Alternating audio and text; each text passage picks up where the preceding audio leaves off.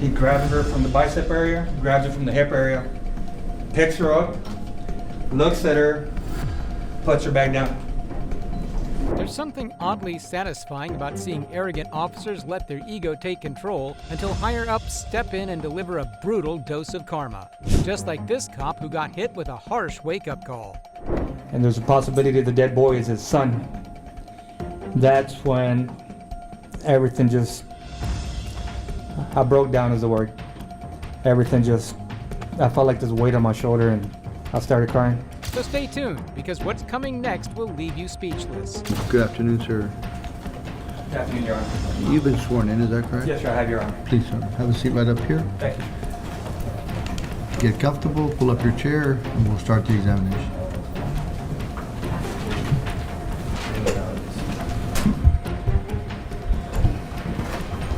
Can you please state your full name for the record? Yes, it's Francisco Noel Lara. Okay, and how are you employed? I'm employed as a Border Patrol agent. And how long have you been employed as an agent? In October, it'll be 12 years. I was with the military for 4 years. I was in the Marine Corps. And prior to that, I was with the Transportation Security Agency for approximately a year and a half as a federal officer. Thank you for your service, sir. Thank you, sir. On July 5th, 2023, Border Patrol agent Francisco Lara took the stand as the key witness in the trial of former Border Patrol Supervisor Ronald Anthony Burgos Aviles. This case shook the courtroom to its core, so stay tuned. On April the 9th of 2018, were you employed as a Border Patrol agent? Yes, I was. Were you a supervisor? No, I was not. As far as the area, my duties that day were to pretty much take care of 4 new hires, 4 new recruits that had been barely employed and were about to go to the academy. So my job that day was pretty much to take care of them at the old Border Patrol station on Zapata Highway. It's for the South Station. We call it Old Base 7. My job that day were to pretty much take care of them while they get sworn in. Did you, at any time that day, visit Father Magdebo Park? Yes, I did. The lawyers seemed to dance around the point, beating around the bush as they warmed up, carefully laying the groundwork before finally getting to the real questions for Agent Francisco Lara. Are you familiar with someone by the name of Ronald Anthony Burgos Aviles? Yes. How are you familiar with him? He was my supervisor in that particular day. Okay. Do you see him in the courtroom today? Yes, I do. Can you point out an article of clothing that he is wearing? Black coat with black, might be a silver tie. That's the Silver record. shirt, I'm sorry. Okay. The record reflect that he's identified Ronald Anthony Burgos Aviles in the courtroom. I remember him speaking that morning. I think he gave us some words of things to do. I forgot what it was as far as our duties, and that's how I remember him that day, that he was present in muster.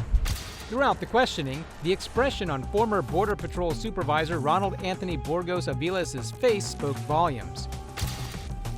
However many years or months he was a supervisor prior to that day, April 9th, 2018. This is the face of a man who knows he's guilty, and with every answer, things are only going to get more real for him. I look over and I see the Kilo driving on the same Lowry, it's driving west, and it kind of slows down as it comes to us, and we eventually find out it's Mr. Burgos. You come in contact with Supervisor Burgos? Yes, after he parks to, I guess, our passenger side. I am facing the neighborhood. His truck is facing, when he parks to our passenger side, his truck is facing the river. We lower our window, he lowers his passenger window, and I go ahead and tell my trainee, hey, it's Supervisor Burgos. And at that moment in time, he's grabbing onto his steering wheel, and he's just looking over quietly, kind of just like leaning over. And I told my trainee, hey, it's Supervisor Burgos. I tell him, hey sir, we heard you're gonna be short-handed. We're gonna be in the area if you need it. We're just gonna be laminating maps. So he's quiet, and he looks at his phone, and then he says, hey, they just told me to 22, base 2, which means go back to the station. And he's like, do you know if there's a way out this way, which means south? And South is past the soccer field? Yes, it's towards that Pettis property where I guess there's that little dip that goes to an ATV trail. To the brush. Yes. So I told him at the time I did not remember. So I told him, to be honest, sir, I don't remember. And he's like, it's okay. I was like, something to the effect like, that's okay, I'll go find out or something like that. So when he leaves, we raise our window, and then I told my trainee, like, you know what, Schmitty, I just remembered that they're building apartments. I think that area where he's trying to get out is blocked. So I'm like, it sucks to be him, let him find out the hard way, and we continue doing our thing. As Agent Francisco Lara continues to share his story and responds to the questions, you can feel the weight of the truth unfolding with each word he speaks. We hear him over the actual radio, and when we hear Lara, something to the effect like, I need you. That's Lara, get over here. So as soon as I hear my name, Lara, with some urgency, I drop what we're doing and we drive across the soccer fields to his position. And you were about to play exhibit 77. We're gonna start with 77.1, is that correct? Which is inside of 77. Very good. When you're ready.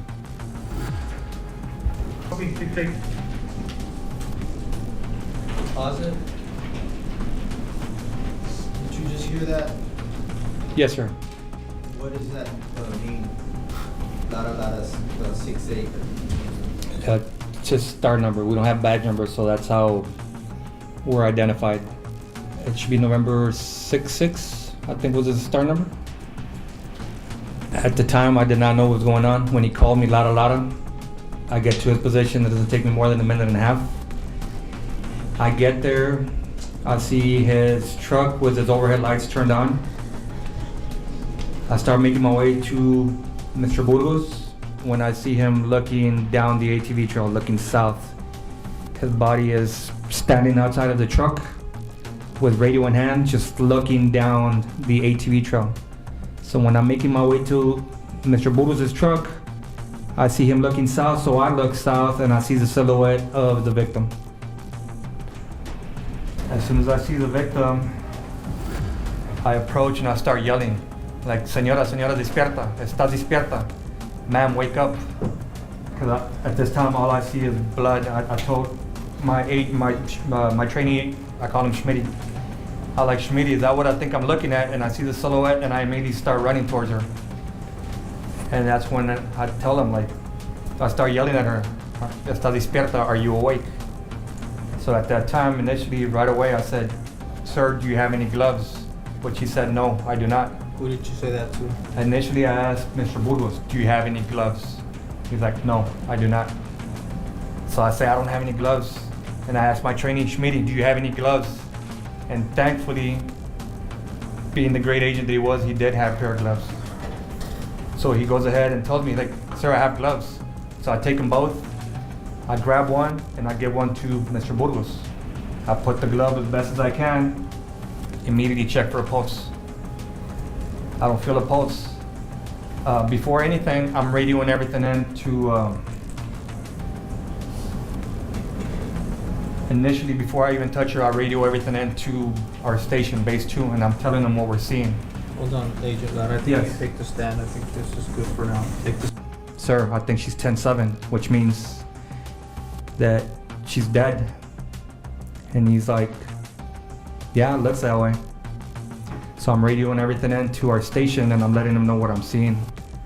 So I told our station, we have a female that appears to be deceased. And I'm telling them there's blood to the top of her head, to the left, to the body. There's blood splatter all over. The blood's a little bit coagulated. And at that moment, the supervisor at the station, I believe it's Supervisor Ali, tells me, okay, take a step back and treat it as a crime scene. What is Burgos doing at this time?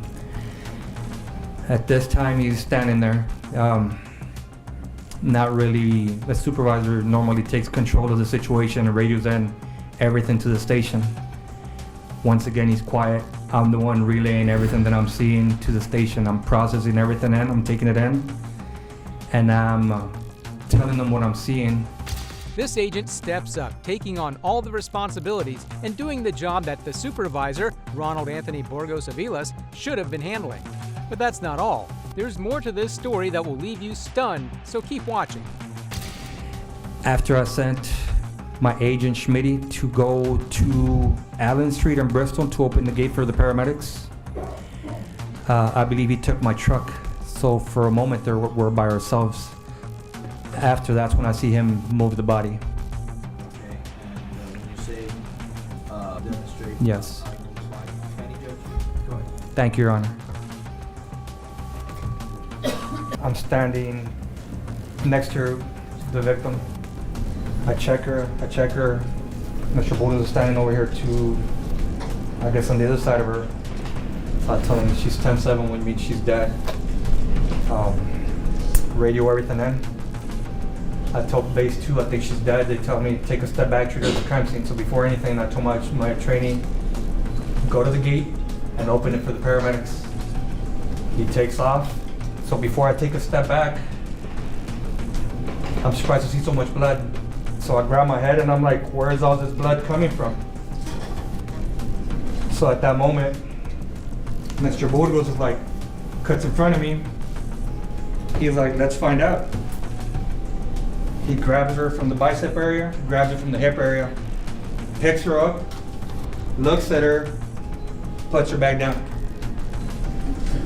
He does that, and my eyes were wide open. I was like, what is going on? And I take a step back.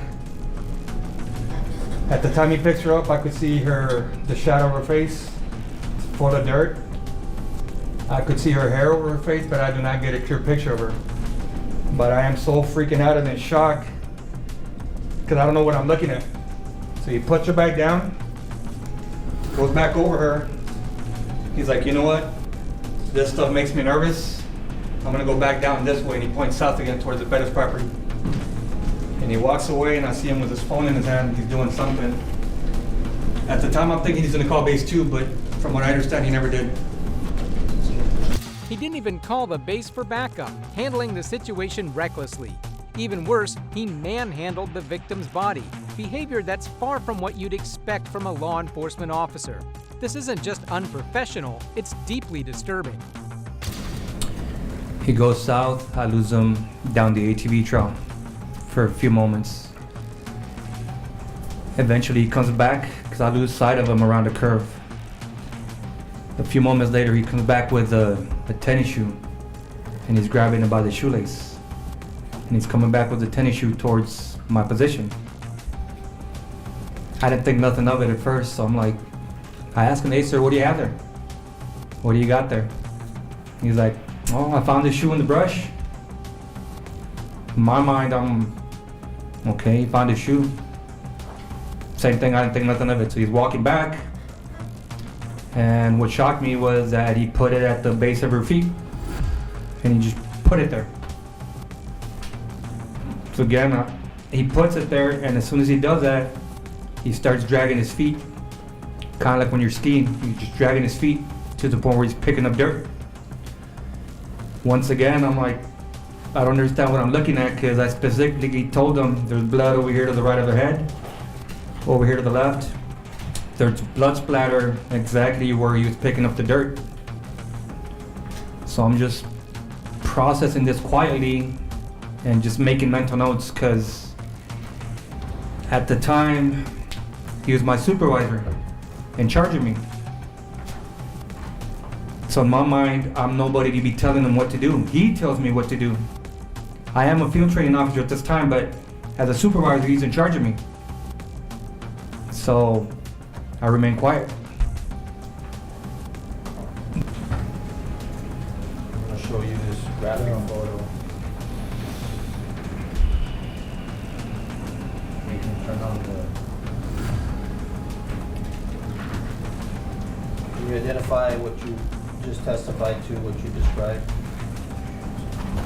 Yes, sir. That is the victim, the young woman.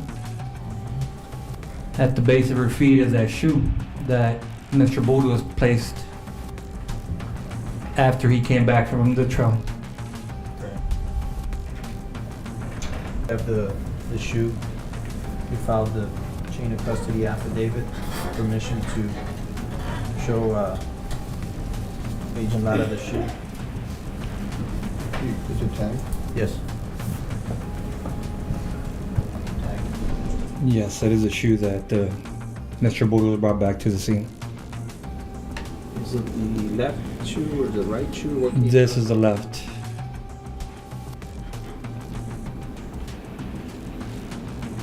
Not muddied, not dirty. You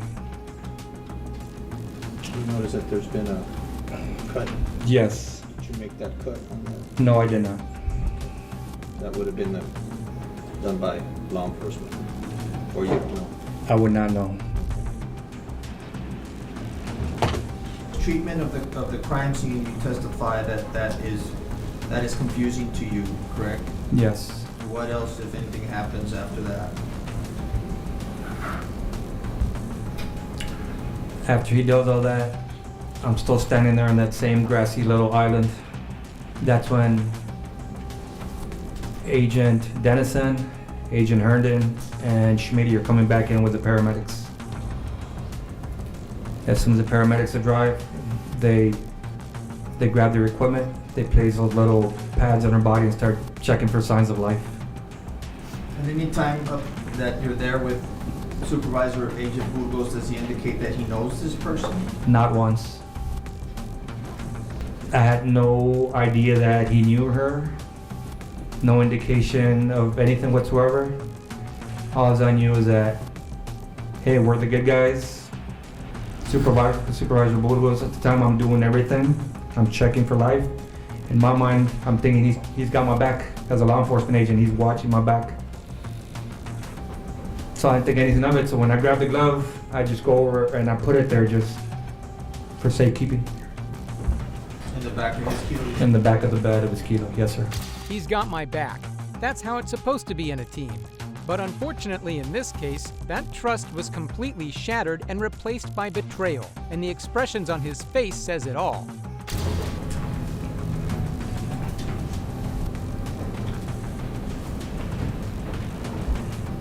It screams guilt, raw and undeniable. The chilling details revealed next made it clear that he's not just in hot water, he's completely drowning in it with no way out. Protocols that you have, Yes. which is what? Disturbing the crime scene. In my mind, planting evidence. It was that afternoon, sir. And were you interviewed? Yes, we were told, my trainee and I were told to give our official statement at the police station.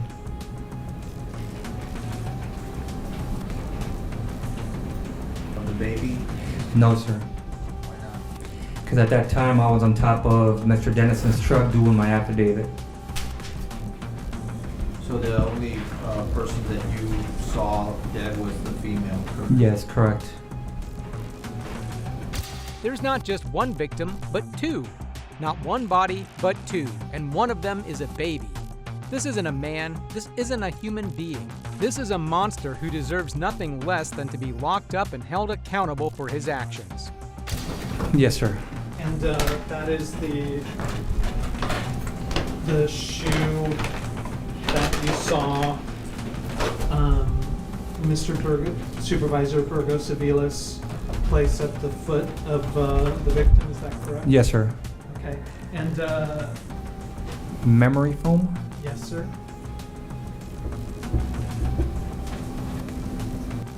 On the heel.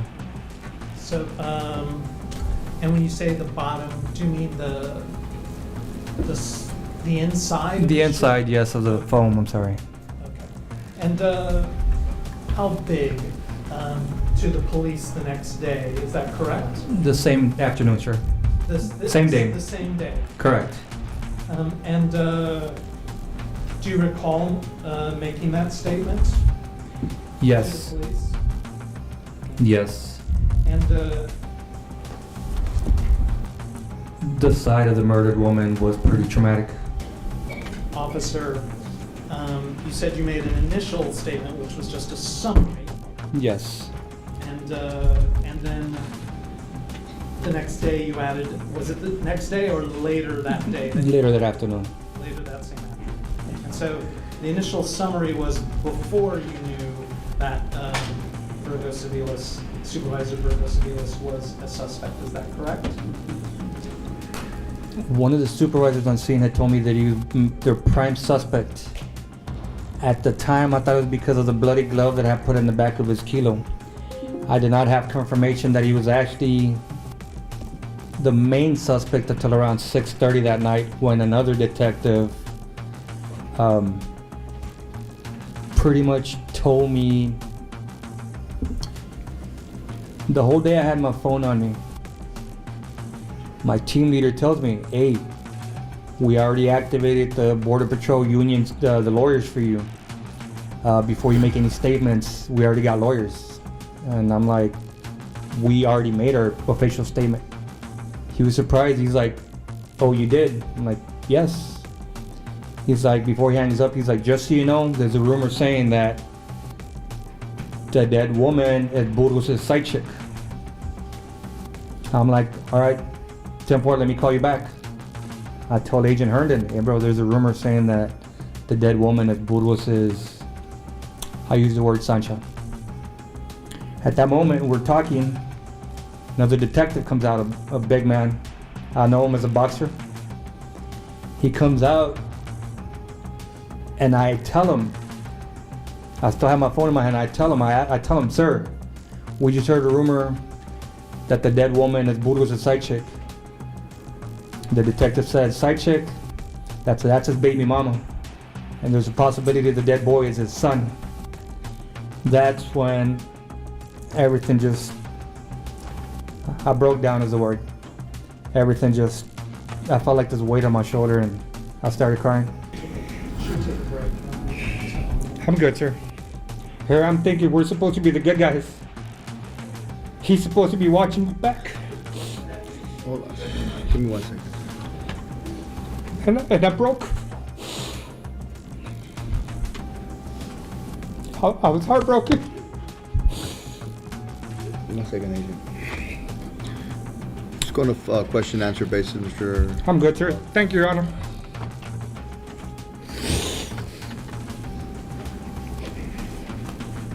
I was heartbroken.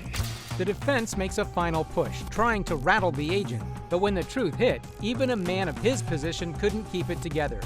Overcome by disbelief, he broke down in tears.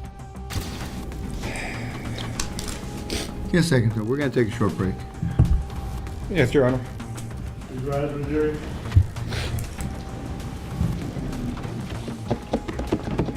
With no more cards left to play, the defense scrambled for a new strategy, desperately moving to request a mistrial, hoping for one last chance to escape the inevitable. About what he perceived at the time that had nothing to do with the evidence that was at issue. He made a statement that he believed they were supposed to be the good guys, and he began to cry on the stand, at which point the victim's family understandably also became emotional, but then had an outburst and said, thank you, yes, exactly. There was loud sobbing from the audience. And we believe, Your Honor, at this time we're going to move for a mistrial. The occurrence was extremely prejudicial. It was not just an outburst by a witness. It was clear that things weren't going the way the defense had hoped. Every move they made seemed to backfire, and the pressure mounted with each passing moment. There'd been somebody objected to beforehand, but in any event, your motion for mistrial is denied. Thank you. Your Honor, we would also request very respectfully and with understanding that this is a terrible matter for everyone involved, that Your Honor remind the audience to please. I will do that now, in fact. Thank you. Two things I'm going to instruct right now. One is the witness. But that wasn't the end of it. The story took another shocking turn when the next cop took the stand. Good afternoon. Good afternoon. Officer De La Cruz, will you please state your full name for the record? My name is Gregorio de la Cruz. And how long have you been employed with LPD? 11 years. What were your assignments back in April of 2018? I was assigned to beat 20. Now, do you recall going out to an investigation on April 9th of 2018? I do. And do you recall what the service call was called in as? Yes, I do. What was that? was a call for assistance by Border Patrol that they found a dead body. Officer Gregorio de la Cruz of the Laredo Police Department takes the stand next, and the courtroom is shaken once again. Things take an even more shocking turn as the new jaw-dropping information comes to light. Did you meet other officers there? So what happened is when I parked there, the ambulance personnel were leaving, and they just directed me to where the scene was. Okay, now, So when I get there, the Border Patrol agents are kind of, all the ones that are there, they're kind of roaming freely. So I kind of tell them, hey, we gotta condense this crime scene. So everybody get on the island, I would call it, that island that's right there in the middle, and get away from the dirt road, so to preserve the scene as much as we could. At that time, one of the Border Patrol agents, he was wearing a different uniform. He was wearing a life vest. So he was from the boat unit, he ended up telling me later. He's like, hey, there's some tracks that I want you to see. Can I show them to you? And so I told him, yeah, show me. Let's see what you're talking about. So we did. He went to go show me the tracks that he was talking about. So we made it to the first track, and we followed the track all the way to we couldn't see it anymore. okay. Once you were there, did you meet up with anybody else?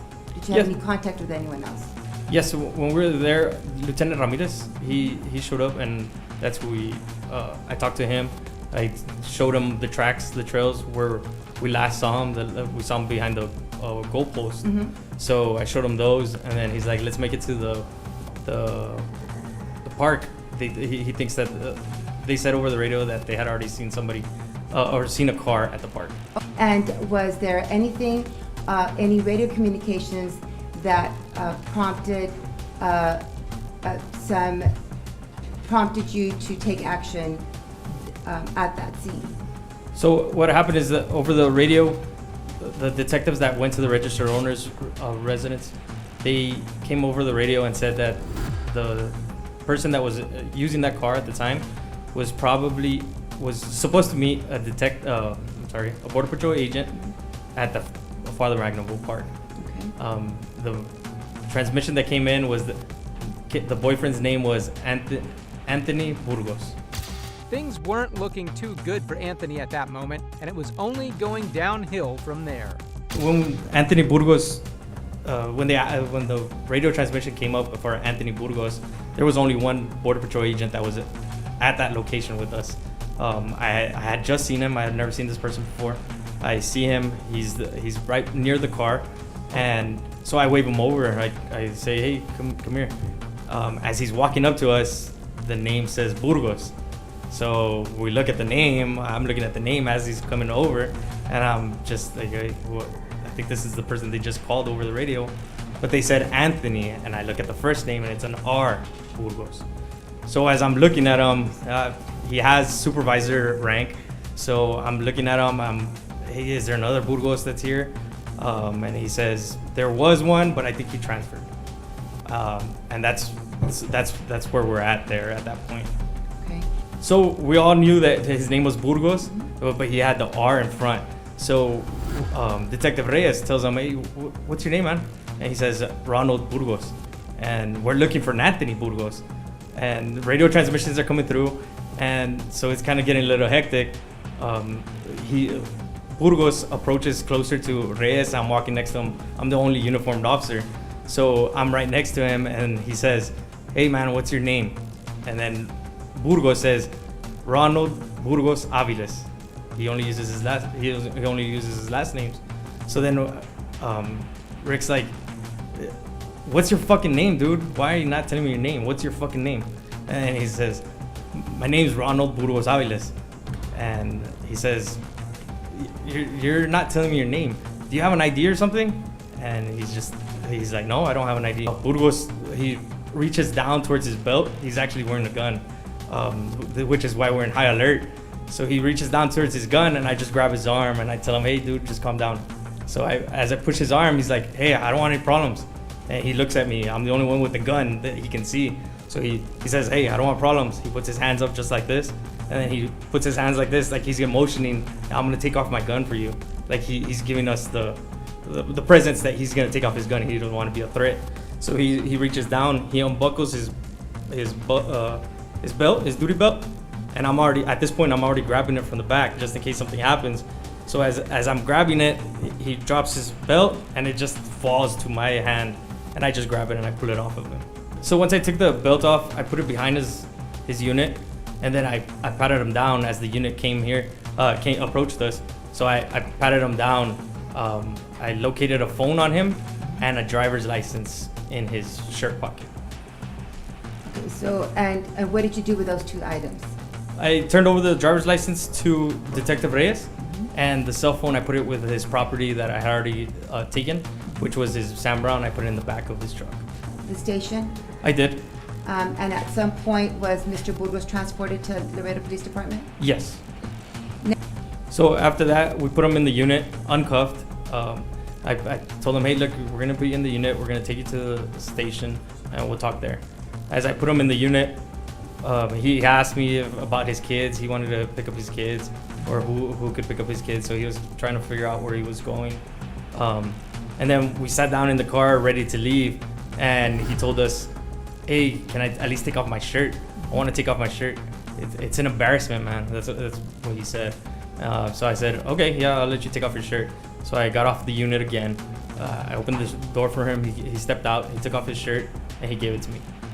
The fact that he had the audacity to ask the officer transporting him about picking up his kids right after he brutally murdered his own son is absolutely mind-blowing. It's a chilling glimpse into his twisted mindset. This time, the state would like to publish State's Exhibit 80, which is the Dashcam. All right.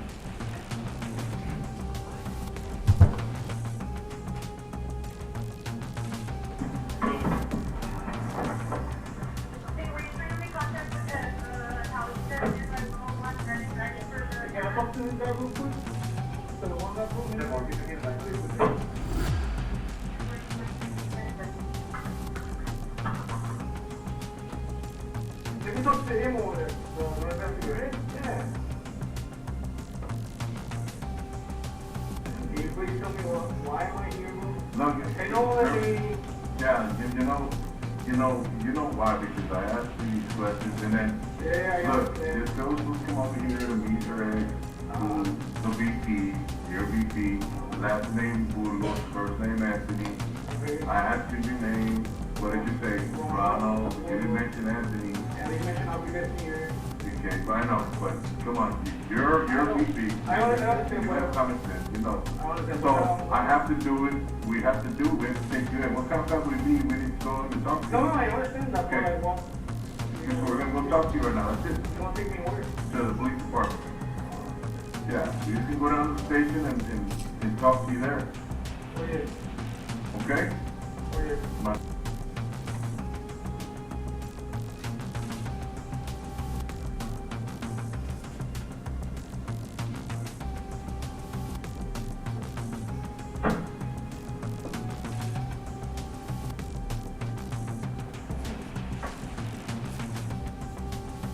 What is it that he's doing in that scene? He's wiping his arms.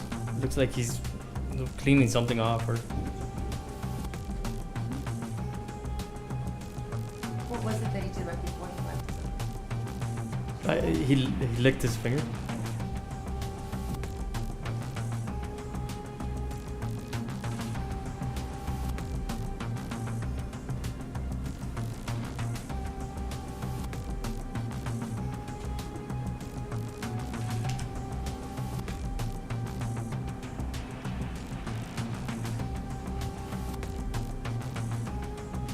Los teléfonos.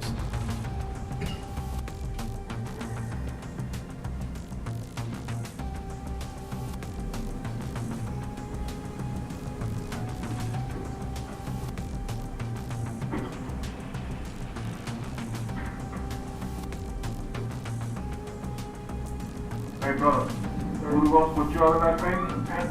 Your last name, your other one. Aviles. Yeah, we got him here in the unit already.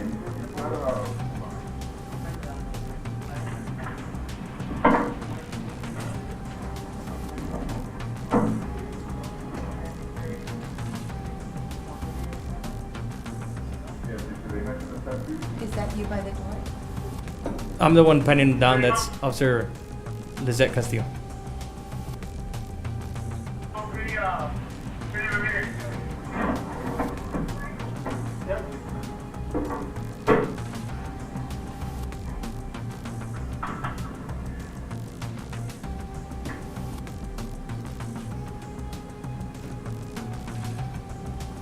Wow, this guy. Burgos was caught sucking his fingertips to remove blood evidence while in the car before taking off his shirt.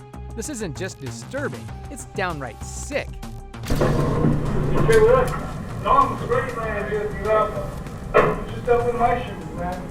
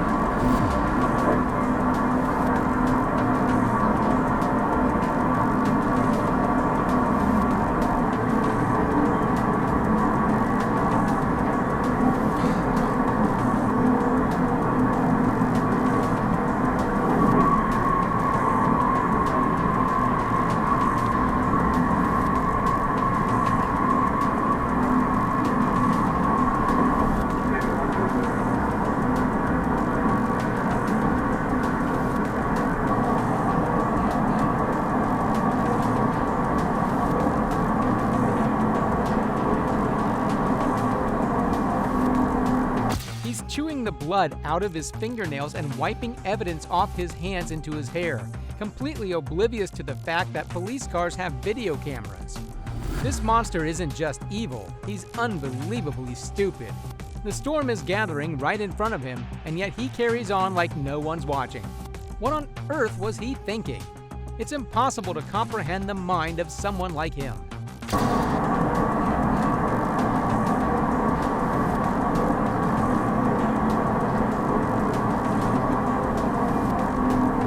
And I was like, "What's? You're not under arrest, or you're just being detained. You just gotta clear your name." That's exactly what I told him. And so, from where did he go, from the Sally Port, where did he move from there? I took- This boat guy directed you to some tracks. Were you talking about the stroller tracks or footprints?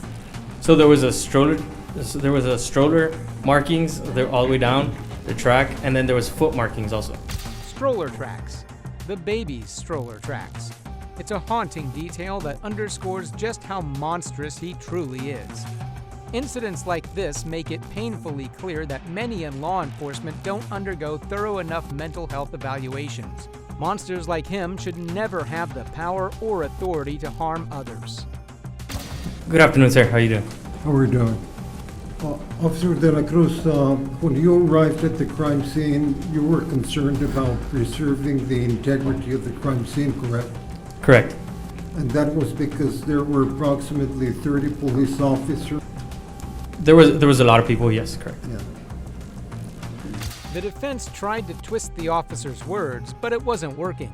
Meanwhile, Anthony's facial expressions clearly betray his panic every time new evidence is presented. At one point, he requested to be allowed to remove his Border Patrol shirt because he was embarrassed for anyone to see a Border Patrol agent being detained in a police car, correct? Yes, he was really concentrating on that. He wanted to make sure that nobody knew that he was a Border Patrol agent. And The detective pointed it out. pointed what out? That he had some markings. He said, I don't know if you saw it on the video. He says that he tells him, look at his elbow and his hands. Make sure the CSI. He tells me, make sure you tell the CSI that.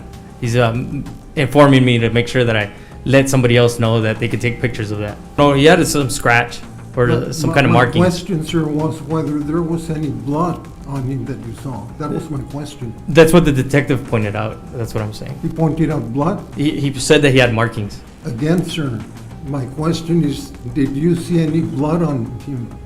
Just what he pointed out. I didn't see blood. I saw markings. A marking, okay. Mr. Burgos is seen wiping his face in the car. That was because he was crying and wiping away the tears. Isn't that correct? Objection, Your Honor, calls for speculation. Overruled. Answer your question. Can you ask that one more time? Probably because he was crying, correct? Objection, Your Honor, that calls for speculation. Overruled. I never heard him crying. No, I did not. Okay. At the end of the trial, on July 18, 2023, after about 9 hours of deliberation, a Texas jury sentenced former Supervisory United States Border Patrol agent Ronald Anthony Burgos Avelas, 34, to life without parole, LWOP, instead of the death penalty for the 2018 double murder of Griselda Hernandez, 27, and their 1-year-old son, Dominic Alexander. The bravery of these officers in standing up to their supervisor's questionable tactics is truly commendable. Unfortunately, this isn't an isolated incident. The next officer thought his badge would protect him from the consequences of his actions. Click here to see how he was handled. This next case will keep you on the edge of your seat. They don't want you. Sir, you're not going to trespass me unless you want your file. There you go.